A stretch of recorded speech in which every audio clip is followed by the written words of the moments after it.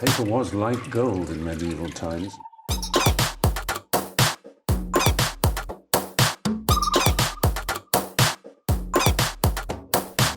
Oh, not tobacco, sugar. That everything we thought we knew about the world might turn out to be completely wrong.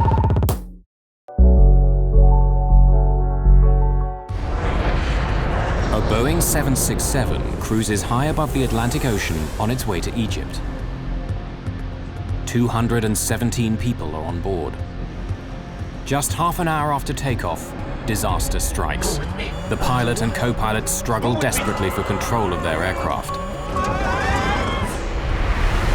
The lives of all on board will depend on these two pilots and what they do about this dive towards the ocean.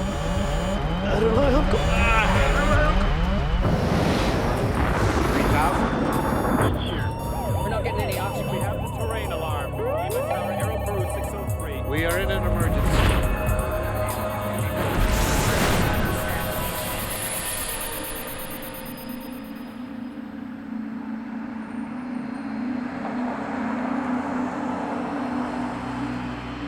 The John F. Kennedy International Airport outside New York City is one of the busiest airports in the world. In 1999, nearly 32 million passengers fly in and out. More than 340,000 flights take off and land. EgyptAir Flight 990 is destined to be one of the most controversial ever to leave this airport. The fate of this flight challenges the strength of an international friendship between two allies and uncovers a hidden mechanical flaw in one of the world's most popular airliners. The FBI will become involved. We reviewed surveillance tapes to indicate whether or not anything unusual was loaded on that plane. Investigators in two countries developed two different theories. Was this a tragic accident or a terrible crime?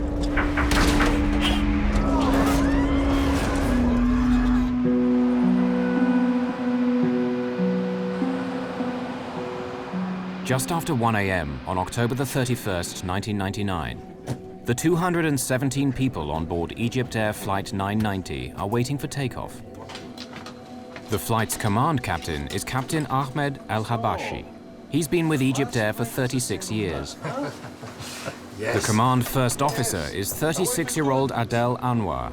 He switched duty with another co-pilot so he could return home in time for his wedding. Soon be a married man.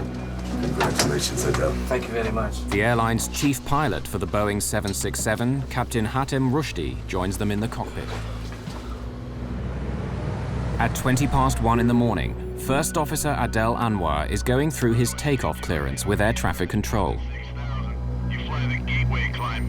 Climbing to 5,000. Following gateway, clear for takeoff, runway 22 right, EgyptAir 990 heavy. Cabin crew advised. In the name of God, the merciful, the compassionate. Cabin crew, takeoff position.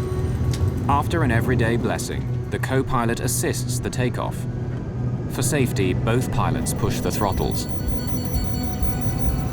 On a flight of 10 hours, it's standard practice at EgyptAir to provide a relief crew to share the flying duties. The command crew takes off and lands. The relief crew flies the middle portion. Tonight, Captain Raouf Nur el-Din and First Officer Gameel Al-Batouti are the relief crew. They will take over after the first 3 or 4 hours and fly the plane until shortly before Cairo. V1, rotate.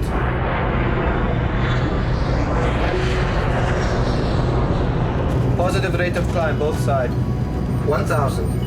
EgyptAir 990 heavy. Contact. Departure now. 125.7. 1257.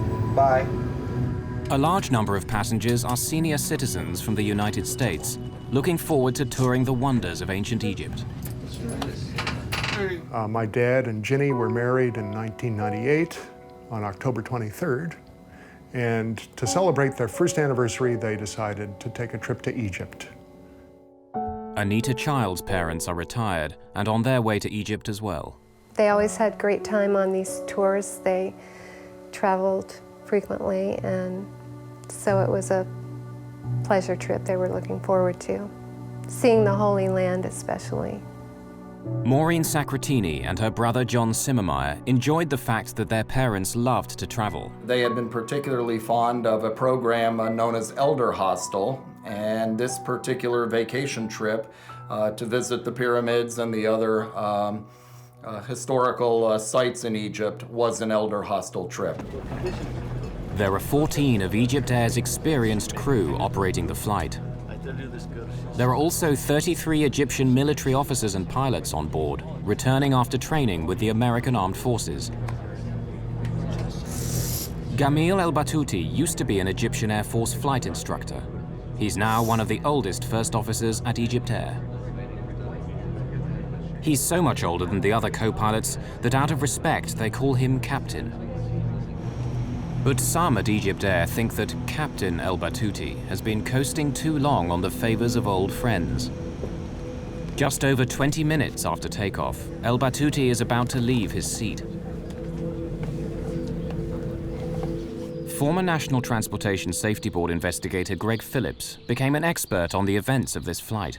The relief first officer, who would have been expected to come to the cockpit somewhere during the later part of the flight, halfway or wherever he was comfortable, wherever the normal change would have been, came into the cockpit about 20 minutes after takeoff. Hello, Jimmy. How are you? How are you, sir? What's news?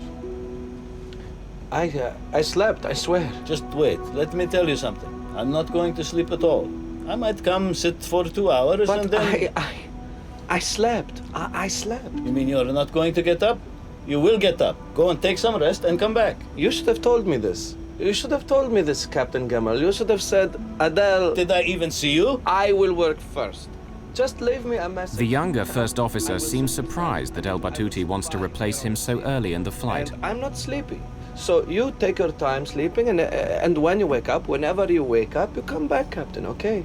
I'll come either way. Captain. Come and work the last few hours and that's all? It's not like that. That's not the point. Look, if you want to sit here, there's no problem. I'll come back to you. I'll go get something to eat and come back, all right? Fine. Look here. Why don't you go... Why don't they bring your dinner to you here, and then I'll go sleep, okay? That's good. Okay, with your permission, Captain. And with that, Al-Batouti leaves to get his meal.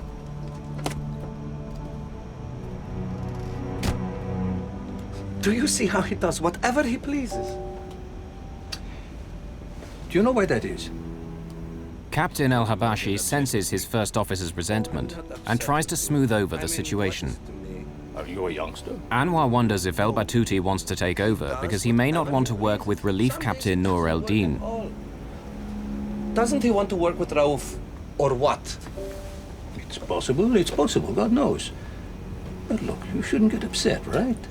By this prophet, he's just talking nonsense. That's it. Everything's under control. Okay, Chief. Thanks a day. First Officer Anwar concedes and is ready to hand over to Al-Batouti. Normally, this is the most relaxed, easy part of a long flight for pilots and passengers alike. The highly automated aircraft systems will take care of the flying for several hours. It's very unusual for an airplane flying over the Atlantic at nighttime to encounter any kind of difficulties. We normally expect accidents to happen in approach or landing or near airports, and very seldom do we get anything out over the ocean in the middle of the night. Excuse me, Jimmy, while I take a quick trip to the toilet. Go ahead, please. Before it gets crowded, while they're still eating, I'll be back to you. Before the captain returns, disaster will strike EgyptAir Flight 990. The fate of everyone on board will be in the hands of the co-pilot, the man who shouldn't be here in the first place.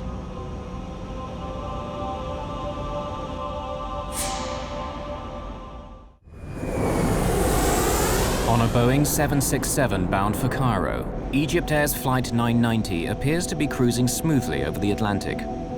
The Relief First Officer Gameel Al-Batouti is alone in the cockpit, while the captain has gone to the washroom. But then the plane dips, plunging down. The nose pitches down, creating zero-G, weightlessness, throughout the aircraft. This airplane basically started at 1G, which is what we expect for level cruise flight. As you push the nose down, as if you would be cresting the top of a hill in a car at a high speed that drops away, you'd feel the airplane fall away from you, and you would start to feel a little light in the seat, and as the dive progressed, you would feel a little bit lighter yet. I rely on God. Whatever the first officer is intending, he says nothing except this phrase again and again. Captain El-Habashi fights the disorientation of zero gravity, desperately trying to return to the cockpit.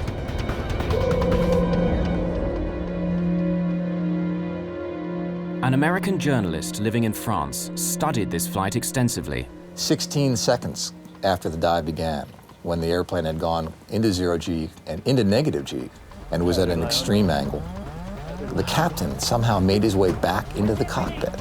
How he did that physically, I will never know. Warning signals indicate the dive is exceeding the maximum speed allowed for the plane, taking them to 99% of the speed of sound.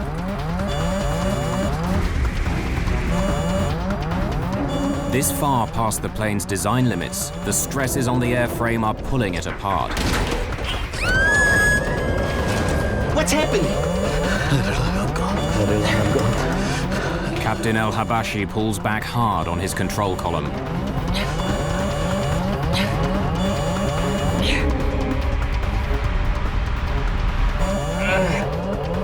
Then he tries to use the engines to power their way out of the dive by pushing forward on the throttles, but he gets nothing. What? You shut off the engines? Desperate, the captain deploys the speed brakes, panels standing up from the wings in an effort to slow the dive.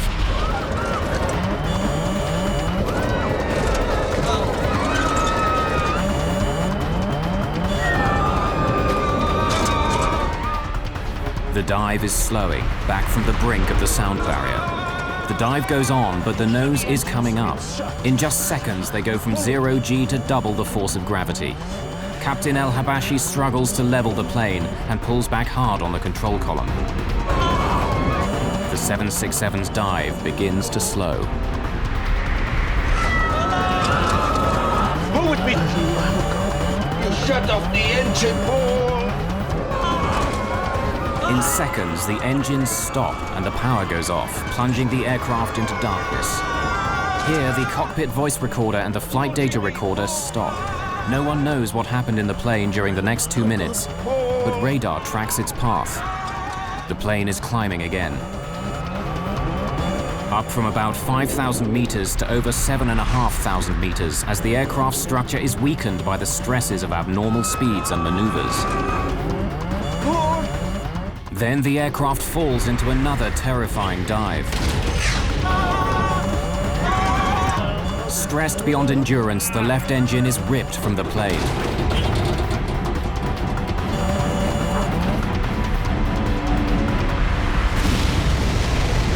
EgyptAir 990, New York Center.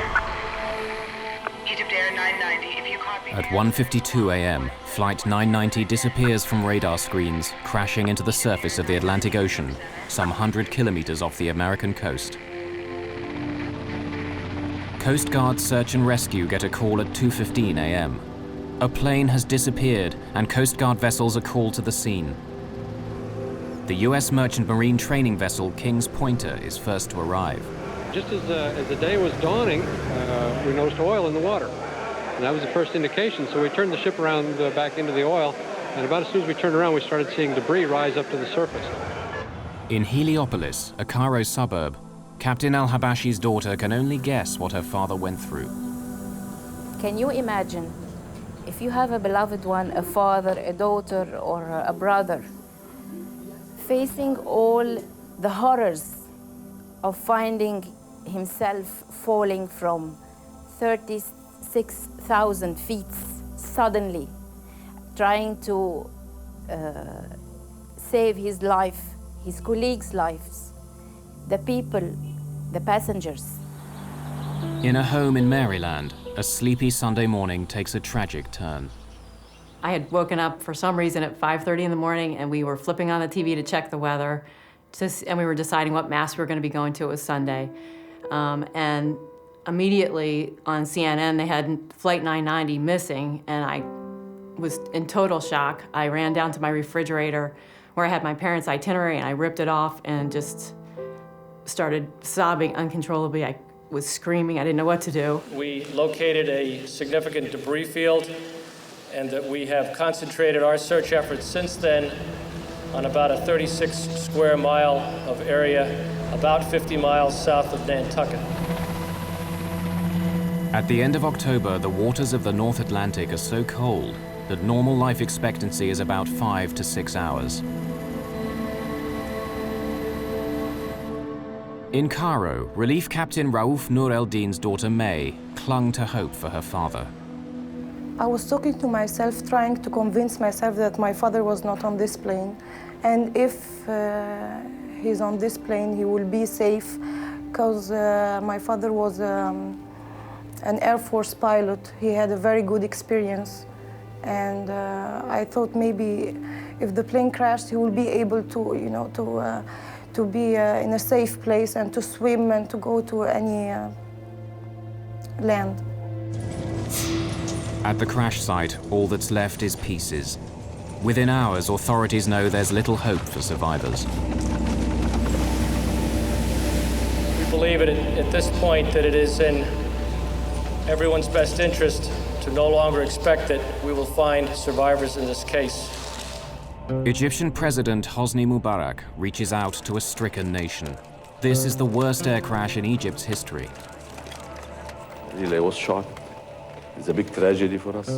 And I give my condolences to all the passengers, to the families of the crews who have been lost in this tragedy. And I have contact with President Clinton and other LECs. And he's giving good support for trying to find, investigate, see what was the reason. The American president would answer his ally with a commitment.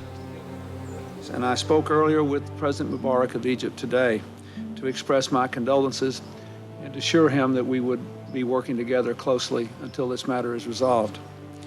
We do not know what caused this tragedy. In northern Indiana, music historian Jim Brokaw learned what happened to his father and stepmother. One of the many things that I felt on that first horrible morning was the sense that people all over the world were confronting the same horrible circumstances that I was, and had the same sense of helplessness and disorientation that I did. Shocked and grieving, relatives arrive at Newport, Rhode Island. They will seek answers and share comfort. There were 100 Americans, 89 Egyptians, 21 Canadians, and 7 victims of other nationalities on board.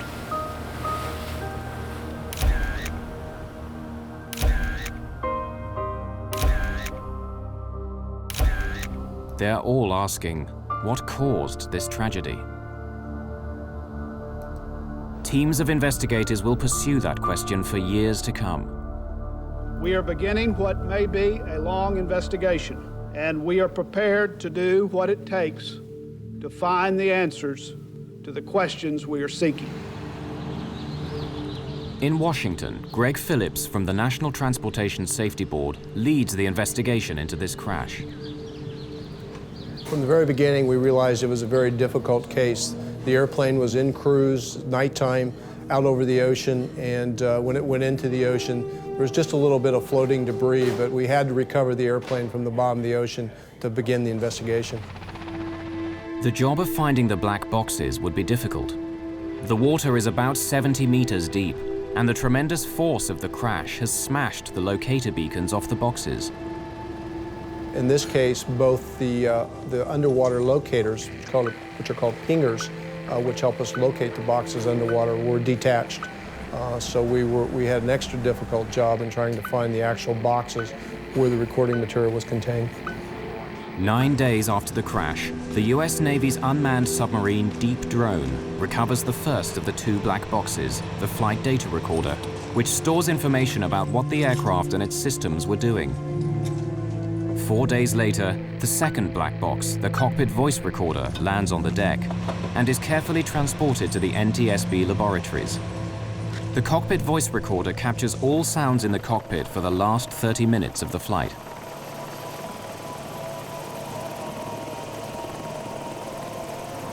The black boxes are protected to withstand impacts of 3,400 times the force of gravity.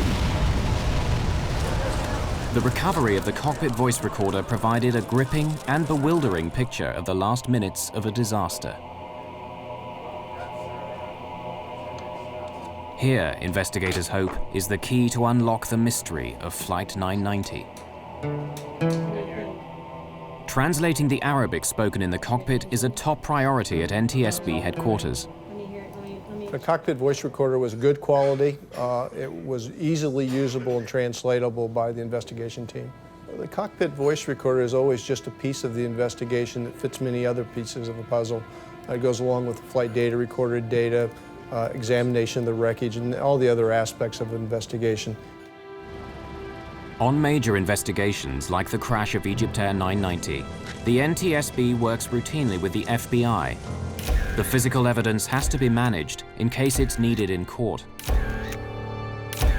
Former FBI Assistant Director Lou Shaliro is a veteran investigator and no stranger to air crashes. By the time EgyptAir occurred, we were fairly adept at looking at airline disasters, particularly with the view of developing whether or not a terrorist incident or a criminal act had occurred. The FBI checked for evidence of bombs, terrorists, or terrorist targets on the flight. Trying to determine luggage against the passenger list and whether or not there was anything unusual in the manifest, whether or not the people that loaded the plane could recall anything that would have caused them concern. We reviewed surveillance tapes to indicate whether or not anything unusual was loaded on that plane. We had no evidence at all of any explosive device on board EgyptAir that night. At the NTSB, American investigators found no fault in the aircraft from studying the flight data recorder. But Egypt's members of the investigation team insisted that not all the evidence was in. Much of the wreckage was still in storage on Rhode Island. They hope the cause of the crash can be found here. Egypt's representatives search for any possible mechanical cause for the crash. While they search, other theories are pursued.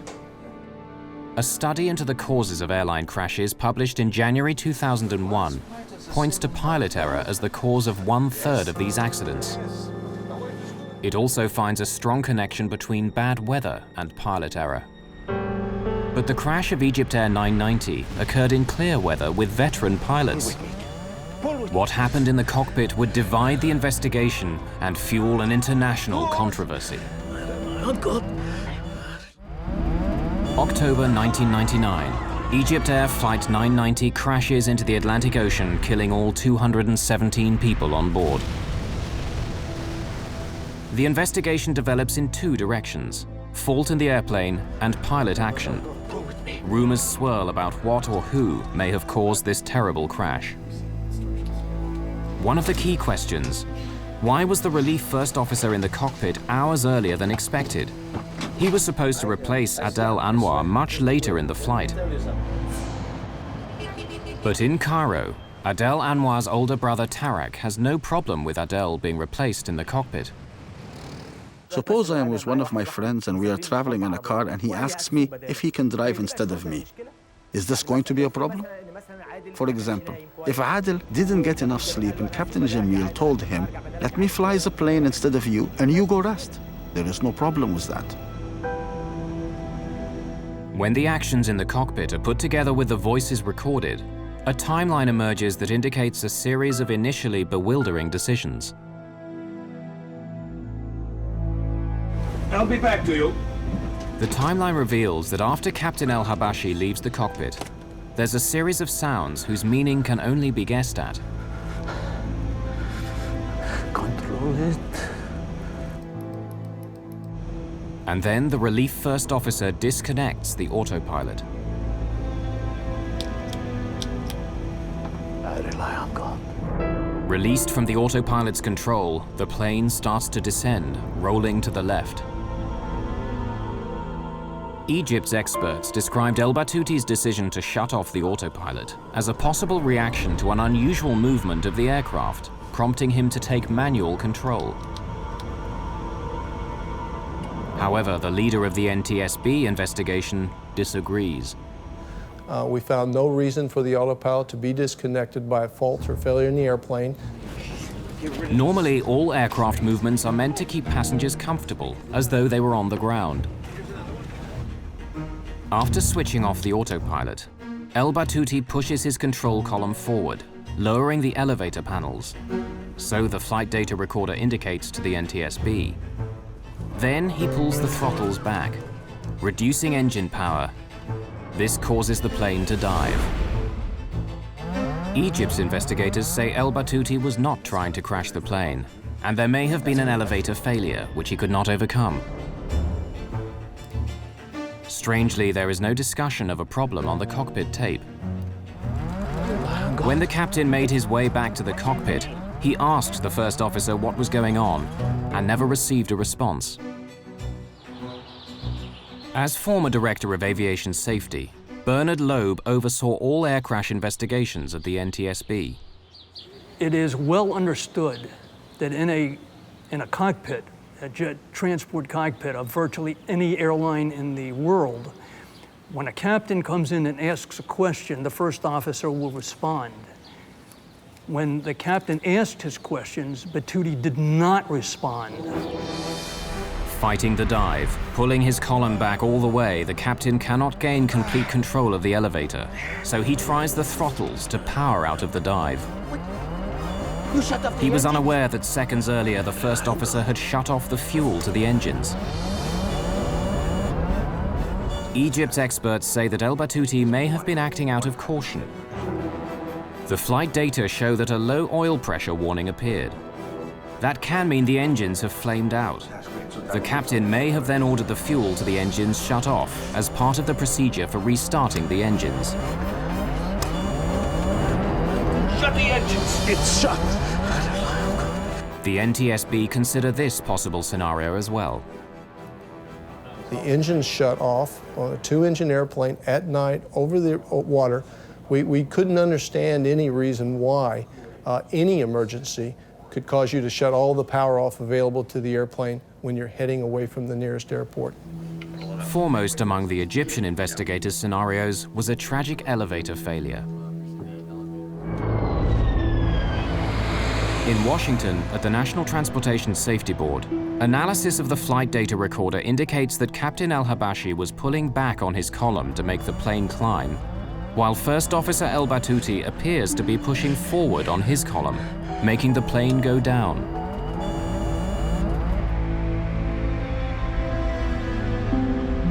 Elevators work simply. Pull back on the column and the elevators go up, lifting the plane. Push forward and the elevator panels move down to make the plane descend. They work together, but in this case they're going in opposite directions.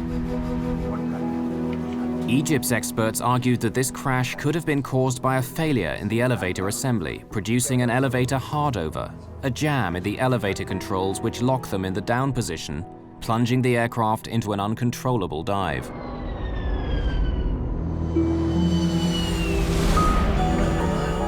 They stated that First Officer Al-Batouti was working to regain control of the elevators and added that he and Captain Al-Habashi were working together. If there had been an elevator failure, it could explain the First Officer's unusual performance in the cockpit. Pull! Supporting evidence is found when analyzing fragments of the wreckage in the hangar at Rhode Island. Here, investigators made a remarkable discovery: 3 unusually sheared rivets. These tiny parts play an important role in the Boeing 767 elevator assembly. Egypt's consulting experts determined that the scratches in the metal surfaces of these rivets showed that they were sheared off in 2 different directions. One direction could be attributed to the crash. The second could indicate that the break occurred before the crash, and so may have indicated a jam in the elevators. Egypt's experts drew this to the attention of the Federal Aviation Administration, America's civil aviation regulator. Alarmed by the potential risks, the FAA ordered all bell crank rivets to be inspected on every Boeing 767 in operation around the world. The inspections uncovered 136 sheared rivets, and 34 aircraft were grounded until the fault was fixed. The FAA said the problem could result in loss of controllability of the airplane. Egypt's investigators had uncovered a credible-sounding scenario, that the sheared rivets in the elevator assembly of the Boeing 767 indicated a jam that could have caused an elevator hardover that the pilots could not overcome. NTSB investigator Greg Phillips disagreed. Those are by design for the Boeing 767. The controls can be split. They're designed that way in case one of the surfaces, the control surfaces, fails, so that whoever is still in control of the airplane or can control the airplane with a failed elevator.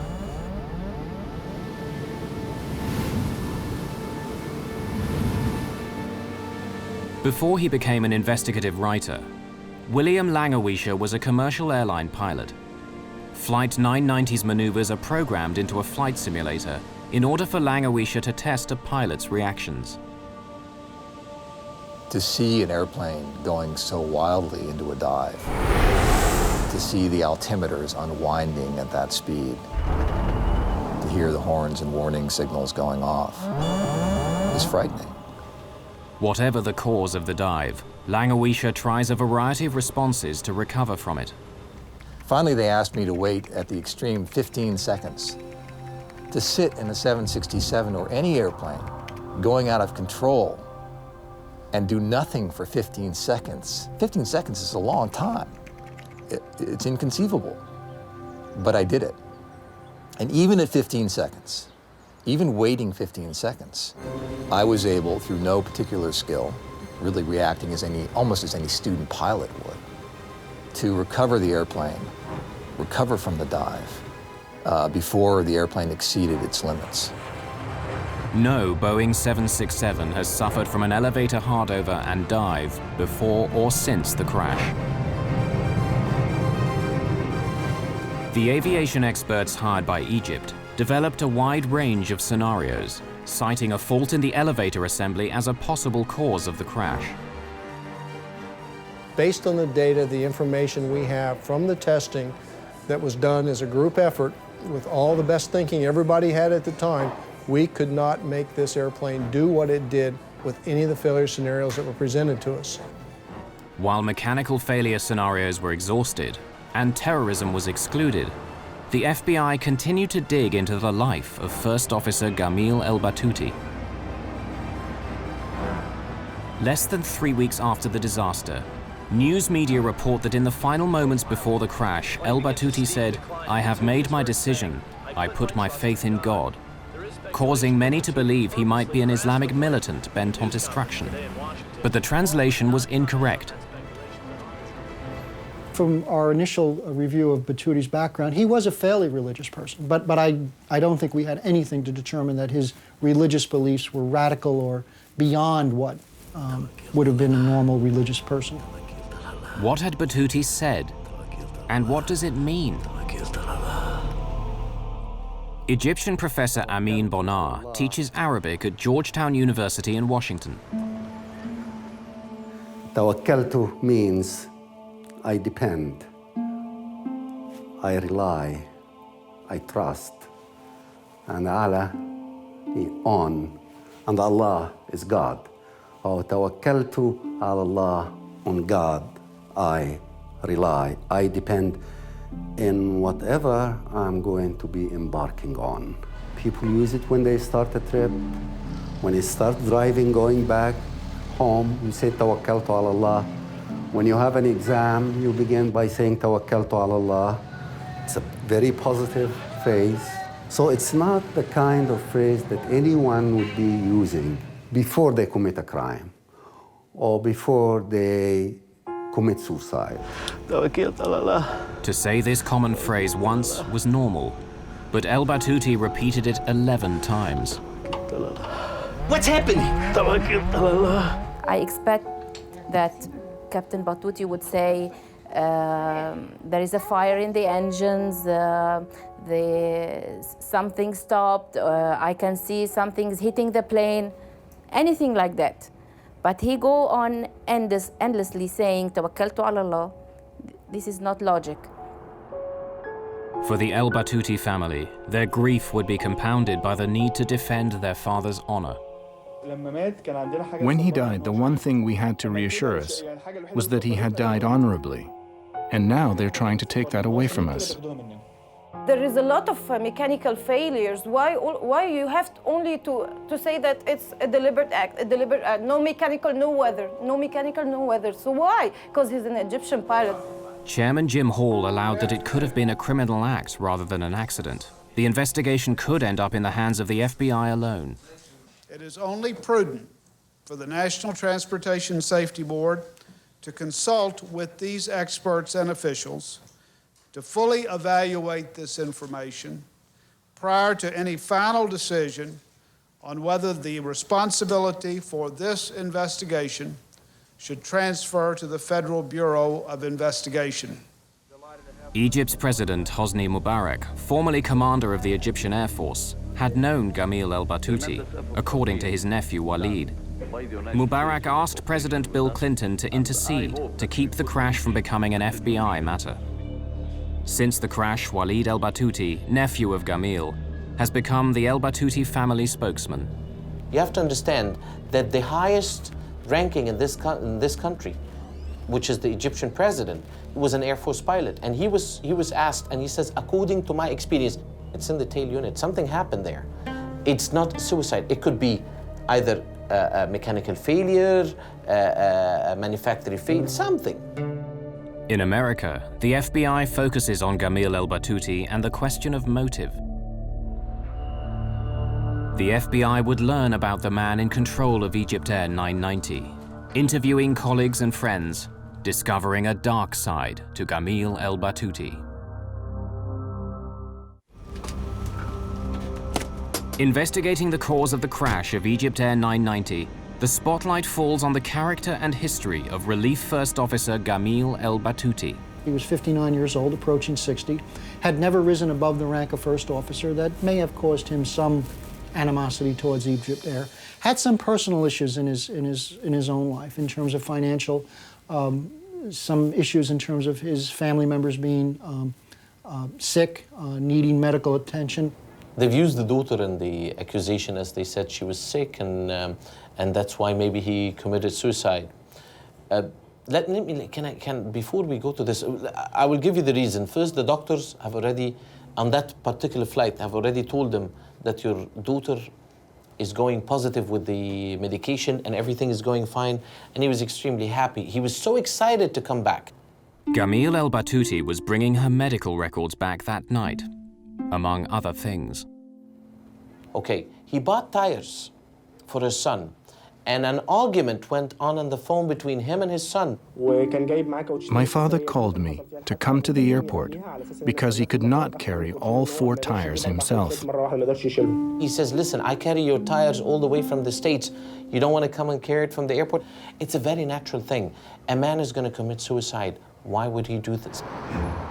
In New York, the FBI continued their investigation at the Hotel Pennsylvania, where EgyptAir had a block booking of about 50 rooms for their crews.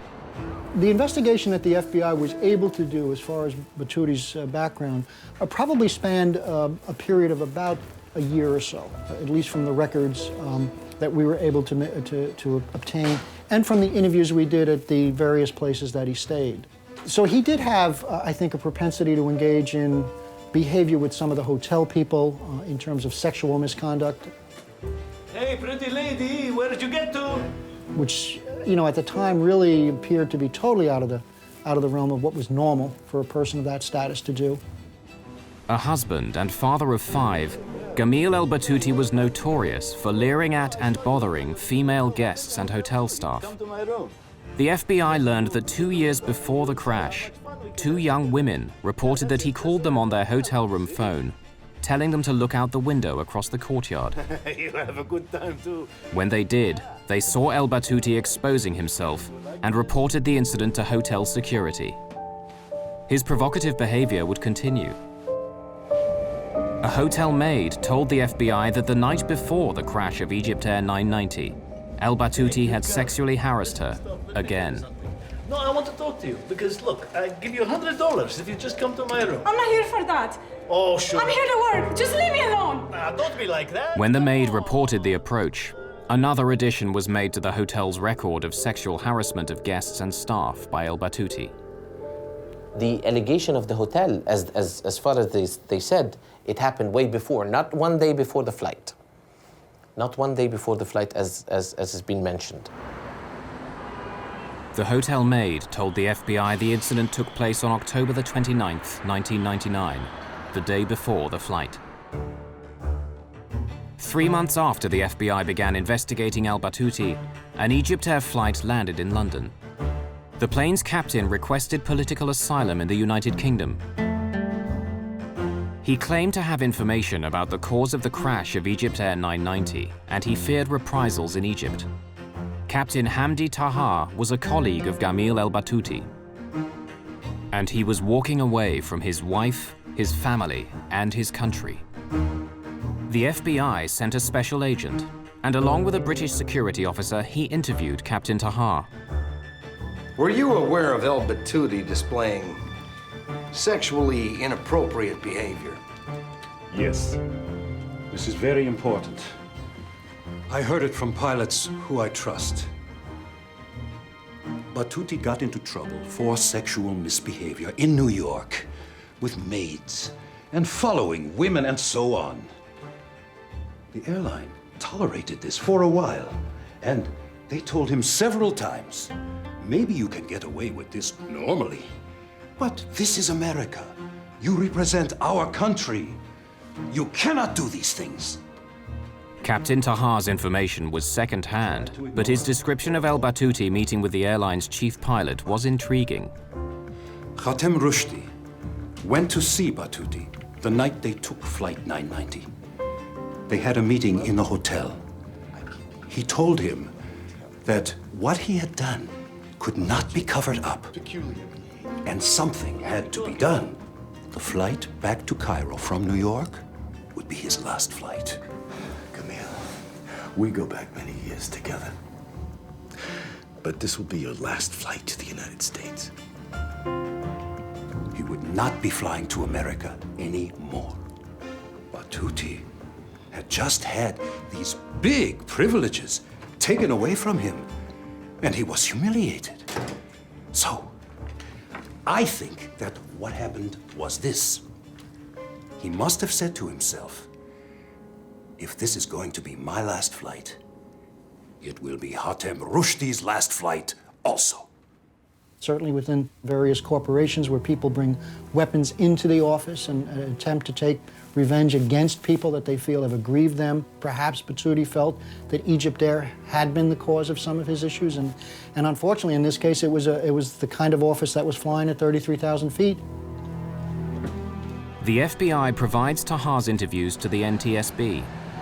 Egyptian officials asked for another EgyptAir pilot to be interviewed. Mohammed Badrawi had known Al-Batouti for 40 years.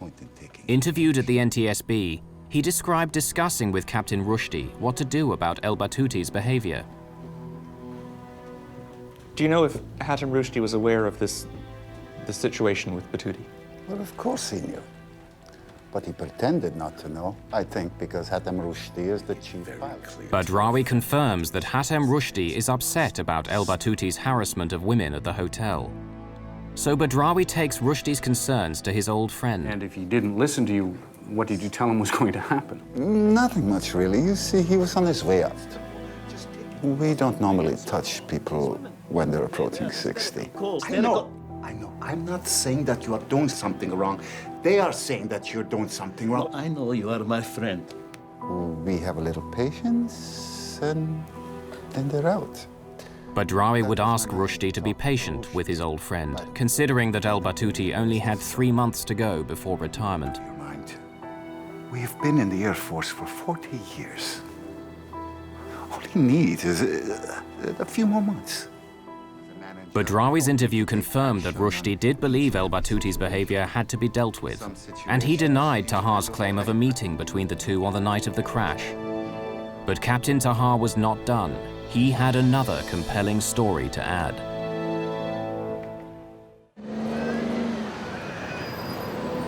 In London, an Egyptian pilot has requested political asylum and is offering an insider's view of the most controversial tragedy in the history of EgyptAir. Captain Tahar revealed to the FBI how EgyptAir briefed its pilots about the crash. When they had done the transcripts of the cockpit voice recorder, the EgyptAir Chief of Operations called all flight crew to a special meeting in Cairo and told us the facts. Just the facts. No commentary. No explanation of any technical problem. He did not say anything, but all we pilots realized that this was not an accident. And then he told us not to talk to anyone about it. Don't talk to your family. Don't talk on the phone. Don't talk to each other, he told us. All of us realized that Batouti had done this on purpose. For the American families involved, this was a case of 216 murders and 1 suicide. In Egypt, big, close, extended families combine with a strong religious faith to deny that Egyptians commit suicide. The story has many sides. It has to do with religion. It has to do with beliefs. It has to do with the culture. I think until today, still in the Egyptian culture, people don't believe that Muslims or that Egyptians or that people coming from that culture commit suicide. Cultural differences were not the only impediments to this investigation. One of the difficulties that we did have was that when we went over to Egypt and attempted to really get into his background, it became a very sensitive issue for the Egyptian government. FBI efforts to learn about Al-Batouti's personal life and family relations would be stymied. It became almost to the point where we were never really able to develop all the things that we needed to get at. Finally, on March the 21st, 2002, after a nearly $10 million investigation over 2 years and 5 months, the NTSB publishes its report and determines that the probable cause of the EgyptAir Flight 990 accident is the airplane's departure from normal cruise flight and subsequent impact with the Atlantic Ocean as a result of the Relief First Officer's flight control inputs. The Egyptian Civil Aviation Authority responded angrily, and their response read in part, "It is obvious that the NTSB has not done the type of professional accident investigation expected by the Egyptian government." The NTSB's former director of aviation safety takes exception to the Egyptian view. What was unprofessional was the insistence by the Egyptians, in the face of irrefutable evidence to anyone who knows anything about investigating airplane accidents and who knows anything about aerodynamics in airplanes, was the fact that this airplane was intentionally flown into the ocean. No scenario that the Egyptians came up with, or that we came up with, in which there were some sort of mechanical failure in the elevator control system would either match the flight profile or was a situation in which the airplane was not recoverable. Like many of his countrymen, the loyal nephew cannot believe his uncle Gameel was a mass murderer. This is a simple plane crash. It was put and made like this for no reason. It shows that it's a cover-up.